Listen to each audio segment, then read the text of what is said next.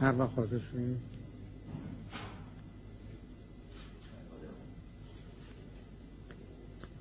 ملت عزیز ایران در فضای باز سیاسی که از 2 سال پیش به تدریج ایجاد می شد، شما ملت ایران علیه ظلم و فساد به پا خاستید.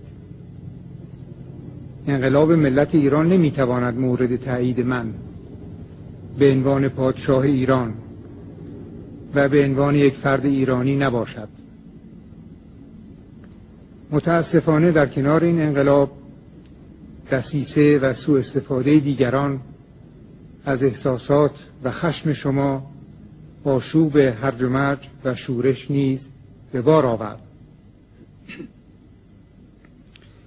موج اعتصاب‌ها نیز که بسیاری از آنها برحق بوده اخیراً تغییر ماهیت و جهت یافت تا چرخ‌های اقتصاد مملکت و زندگی روزمره مردم فلج شود. من آگاهم که به نام جلوگیری از آشوب و هرج و مرج این امکان وجود دارد که اشتباه‌های گذشته و فشار و اختناق تکرار شود. من آگاهم که ممکن است بعضی احساس کنند که به نام مصالح ملی و پیشرفت مملکت و با ایجاد فشار این خطر وجود دارد که سازش نامقدس فساد مالی و فساد سیاسی تکرار شود.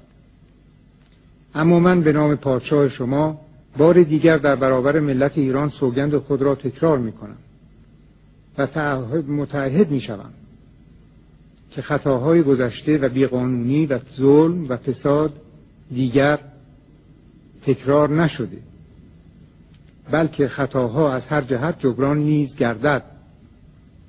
متعهد می شوم که پس از برقراری نظم و آرامش در اسرع وقت یک دولت ملی برای برقراری آزادی‌های اساسی و اجرای انتخابات آزاد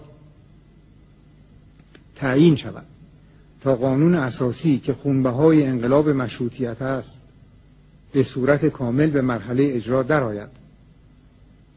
من نیز پیام انقلاب شما ملت ایران را شنیدم.